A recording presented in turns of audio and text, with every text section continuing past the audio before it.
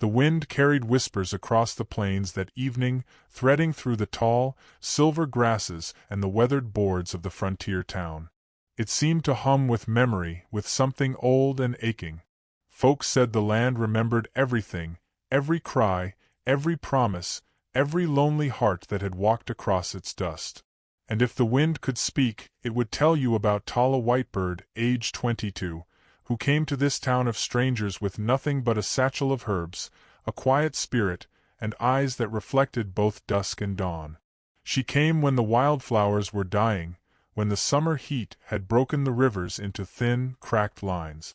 The townspeople watched her like she carried a ghost inside her, not because of what she did, but because of who she was. A native girl, they whispered, some with pity, others with scorn. She spoke little, worked much, healed whoever was desperate enough to forget their prejudice for a night. Her small cabin stood at the far edge of town, where the prairie met the cottonwoods. From its windows drifted the scent of cedar smoke and crushed sage.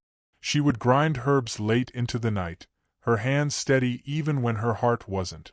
Sometimes she'd step outside, letting the wind tangle her dark hair, whispering something only the stars could hear. The town never saw her smile. But one man did. Calder Boone, age 30, had the kind of presence that filled a room even when he was silent. A giant of a cowboy, broad-shouldered, sunburned, carrying the dust of miles on his boots. He was known for his quiet kindness and his loneliness that matched the horizon. He didn't talk about his past.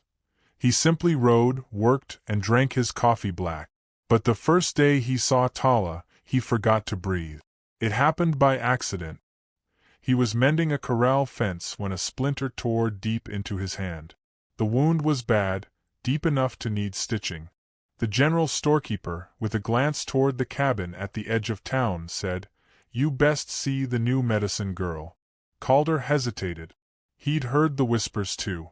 But something inside him, something he couldn't name, urged him to go. When he stepped into her cabin, the air changed. The scent of wild mint, smoke, and something sweet filled his lungs.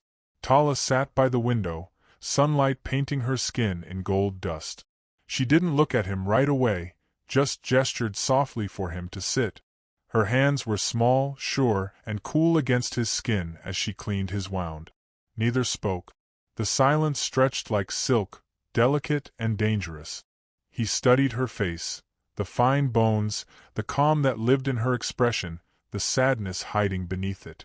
The way she moved made him think of water, quiet, essential, ungraspable. When she finally looked up, their eyes met for just a heartbeat. The world seemed to pause. He wanted to say something, anything, but the words stayed locked behind his ribs. When he left, the wind caught her hair again, and he thought, absurdly, that it looked like smoke from a fire he'd never put out. He turned once at the gate and saw her still standing in the doorway. She didn't wave. But she didn't look away either. And that was enough to haunt him.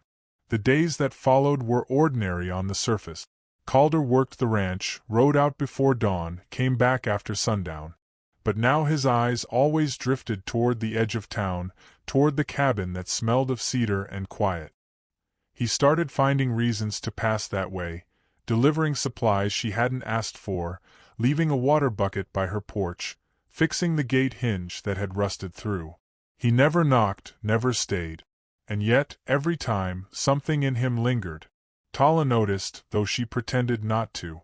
In a town that treated her like smoke, something to avoid, something that left no trace.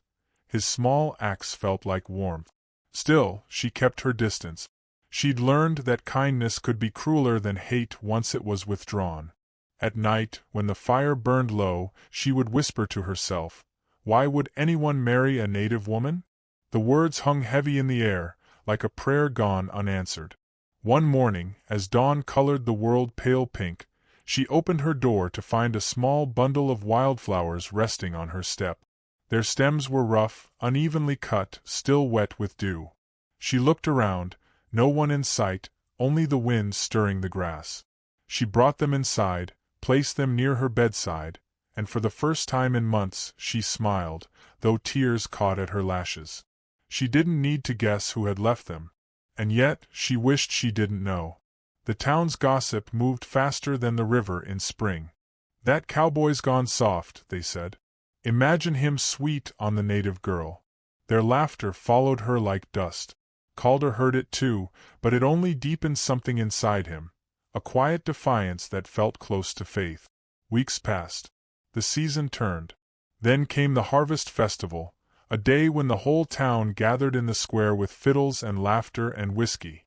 Tala was there, helping an injured child who had fallen near the horses.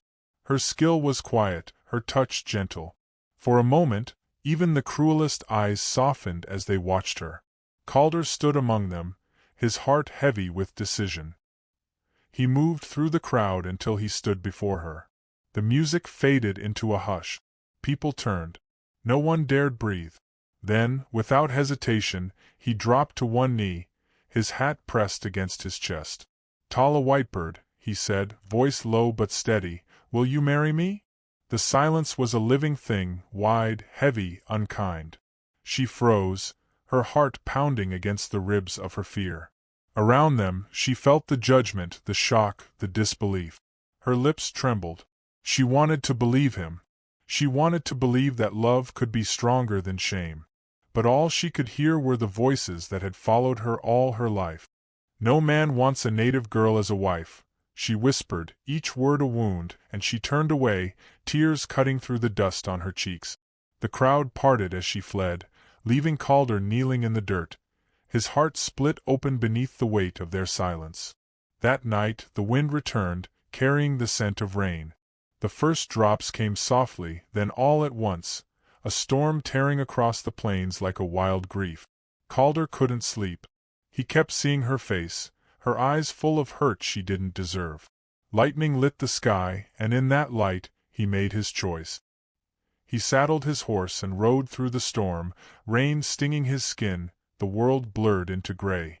When he reached her cabin, he dismounted, heart hammering. The door creaked open, and there she was, hair damp, wrapped in a shawl, her eyes wide with disbelief. For a long moment neither spoke. Then she stepped forward, running to him, throwing her arms around his soaked frame. It was instinct, not thought, pure, trembling need. She felt his warmth even through the storm. Realizing what she'd done, she stepped back, her breath shaky. He caught her hand before she could retreat, guiding it to his chest. "Feel this," he said softly. The thunder rumbled far away, as if the sky itself were listening. "It's only you in here."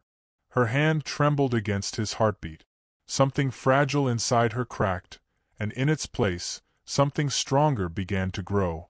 When the storm broke and dawn came, the town woke to find them walking together through the wet grass, side by side. The world smelled new, washed clean. No one spoke as they made their way to the square. Under the old cottonwood tree, the medicine elder stood waiting, as if he'd known they would come. The ceremony was simple. No lace, no silver, no crowd to cheer. Just the two of them, the damp earth beneath their feet, and the wind threading through her wildflower crown. Calder's hand was steady as he brushed a tear from her cheek. When she looked up at him, she saw not pity, not rescue, but truth, an unspoken vow that would outlast every whisper. When their lips met, even the wind seemed to still, holding the moment close before carrying it away into the open sky. They built a home together not far from the river. The years passed softly, like pages turning in a well-read book. The townspeople who once whispered now brought their sick to her door, their children in need of healing. Her laughter returned, light and easy, drifting across the prairie. Calder would sometimes watch her from the porch, thinking of the day she'd said no, and the life that had grown from that broken word. Some nights, the wind still roamed the plains, whispering old names. And if you listened closely, you could almost hear it carry a story, of a girl who believed she was unworthy, and a man who proved her wrong simply by staying. If you ever find yourself doubting the worth of your own heart, remember her.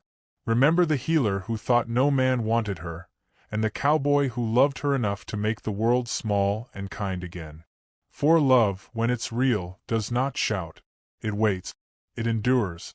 And when the storm finally breaks, it takes your trembling hand, places it on a beating heart, and says, "Feel this, it's only you in here."